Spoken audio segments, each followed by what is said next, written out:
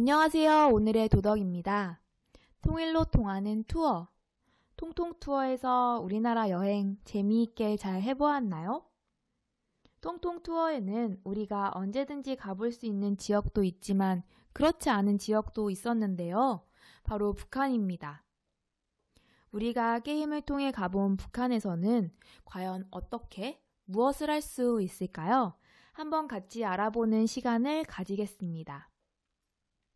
먼저 북한으로 갈 때는 고려항공에 탑승해요. 외국인 여행객들은 비행기를 타고 내려서 수도인 평양, 오래된 도시 개성, 판문점 일대, 무양산, 원산 일대 또는 청진부터 라선 경제 특구를 주로 방문한다고 하는데요. 우리는 먼저 남북 사이에 놓인 비무장지대 DMZ를 가보도록 할게요. DMZ는 6.25 전쟁 이후 1953년 체결된 정전협정에 따라 설정된 비무장지대예요. 군사 분계선에서부터 남북으로 각각 2km 범위에 군사 충돌을 방지하기 위해 설정된 완충지대이기 때문에 군인이나 무기를 배치하지 않기로 약속했죠. 원래는 전쟁을 멈춘 긴장의 공간이었던 DMZ는 사람의 발길이 닿지 않으면서 많은 동식물들이 서식하는 생명의 공간으로 바뀌게 되었어요. DMZ에 가면 흔히 보기 어려운 멸종 위기종 동물들을 많이 볼 수 있고요. 뿐만 아니라 국내 전체 멸종 위기 야생 식물의 약 38%도 이 DMZ에서 볼 수 있다고 하네요. 이제는 생명이 살아 숨쉬는 공간으로 다시 태어난 DMZ처럼 우리 땅에도 평화가 올라를 기대해 봅니다. 다음으로 판문점이에요. 이곳에서는 6.25 전쟁 정전협상이 진행되었는데요. 왼쪽 사진은 남한 쪽에서 바라본 모습, 오른쪽 사진은 북한 쪽에서 바라본 모습입니다. 판문점에서는 2018년 4월 27일 공동경비구역 남측구역에 있는 평화의 집에서 남북 정상회담이 열리기도 해서 전 세계가 한반도의 평화를 주목했죠. 저기 보이는 낮은 콘크리트가 바로 남북을 가르는 군사 분계선입니다. 자, 우리 DMZ와 판문점을 가보았으니 이제는 정말 북한으로 가봅시다. 만약 우리가 비행기를 타고 간다면 이렇게 고려항공 비행기를 타고 평양에 도착하게 됩니다. 이 국제공항에 도착해서 북한의 수도 평양 직할시에 도착했습니다. 이 평양은 고조선 시대에는 왕검성, 고구려 때에는 평양성이었고 고려에는 서경이라고 불린 도시예요.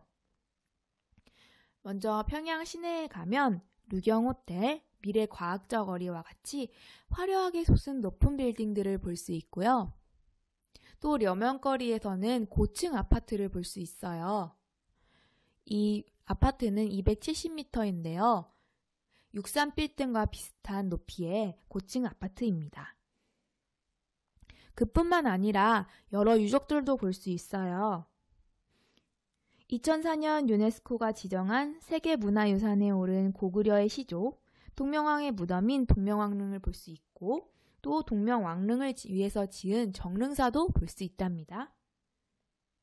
우리 북한의 수도를 가봤으니 이번에는 평양 직할시 외에 3개의 특별시를 가볼 거예요.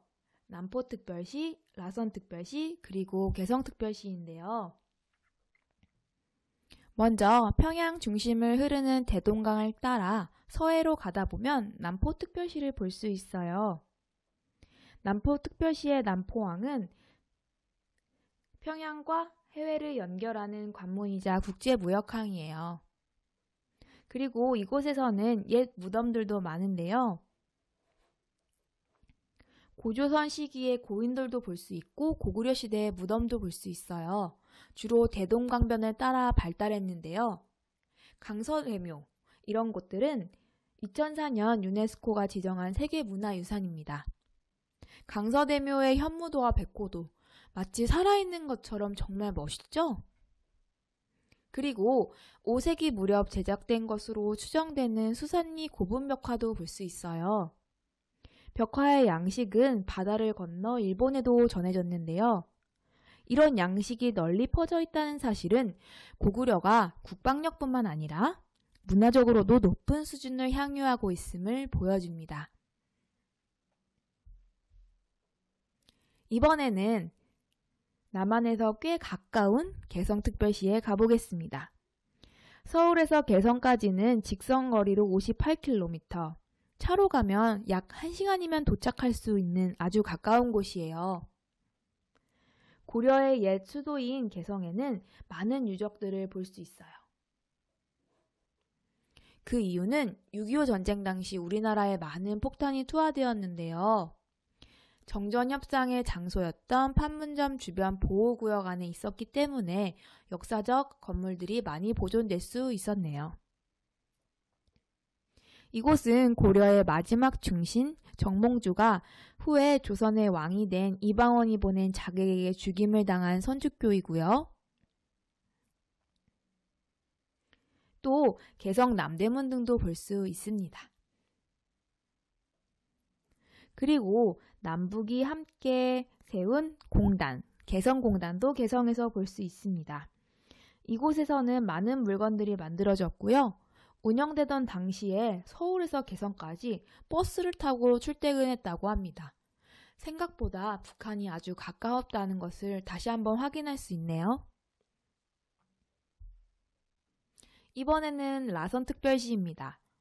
라선특별시는 러시아, 중국 국경과 매우 가까워요.